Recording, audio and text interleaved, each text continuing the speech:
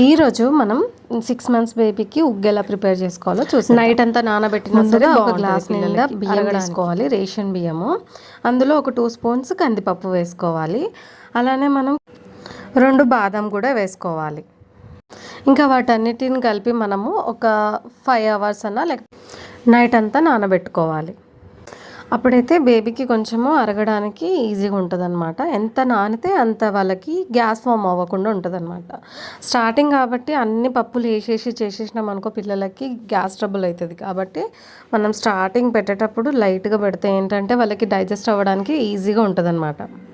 అట్లా నానిపోయినాక మనం ఒక క్లాత్లో తీసుకొని దాన్ని మొత్తం వాటర్ అంతా ఉడగట్టేసుకొని నైట్ అంతా ఇంకా మామూలుగా ఫ్యాన్ గాలి కన్నా ఆరబెట్టుకోవచ్చు, లేదంటే బయట ఎండకన్నా మనం ఆరబెట్టుకోవచ్చు.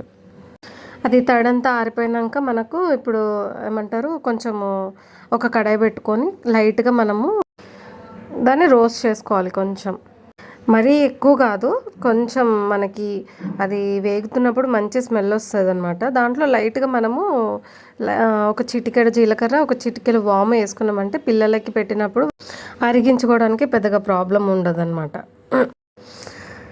మనం ఇట్లా పౌడర్ లాగా చేసుకోవాలన్నమాట. ఇట్లా చేసుకుంటే వాళ్ళకి ఏంటంటే ఇప్పుడే కాబట్టి సాఫ్ట్గా ఉండేటట్టు చూసుకోవాలి. మరి పౌడర్ లాగా చేసుకొని పెడితేనే వాళ్ళు కొంచెం తినడానికి ఇష్టపడతారు. ఇప్పుడు అది ఎలా ప్రిపేర్ చేసుకోవాలో చూపించేస్తాను. ముందుగా ఒక గిన్నె పెట్టుకొని అందులో కొన్ని వాటర్ పోసుకోవాలి. అందులో మనము ఏమంటారు ఒక గ్లాస్ వాటర్ పోసుకున్నామంటే 1 స్పూన్ ఉగ్గు వేసుకోవాలి. మనం స్టార్టింగ్ వాటర్తో పాటే ఉగ్గు కలుపుకొని ఆ పౌడర్ కలుపుకొని పెట్టేసినా పర్లేదు, బాగానే ఉంటుంది. ఇక్కడ మా పాప 6-7 months కాబట్టి నేను 2 spoons యాడ్ చేస్తున్నాను. మీరు స్టార్టింగ్ అయితే 1 spoon యాడ్ చేసుకుంటే సరిపోతుంది. మన పిల్లలు తినేదాన్ని బట్టి మనం యాడ్ చేసుకోవాలన్నమాట. ఇంకా దాన్ని కలుపుతూ ఉండాలి, లేకపోతే అడుగంటుకుంటుంది అనమాట.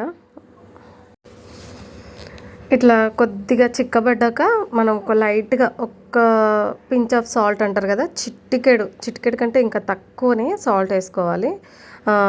సాల్ట్ వేయకపోయినా నడుస్తుంది, కాకపోతే ఏంటంటే మనం స్టార్టింగ్ పెడుతున్నాం కాబట్టి వాళ్ళకి కొంచెం రుచి అనిపించడానికి వేసుకోవాలి. ఇంకా ఒక 2 drops నెయ్యి యాడ్ చేసుకోవాలి. ఆవు నెయ్యి పిల్లలకి బోన్స్కి కూడా చాలా మంచిది. ఇంకా మా బుజ్జమ్మ టేస్ట్ చేసి ఎట్లుంటుందో చెప్తుంది ఇప్పుడు.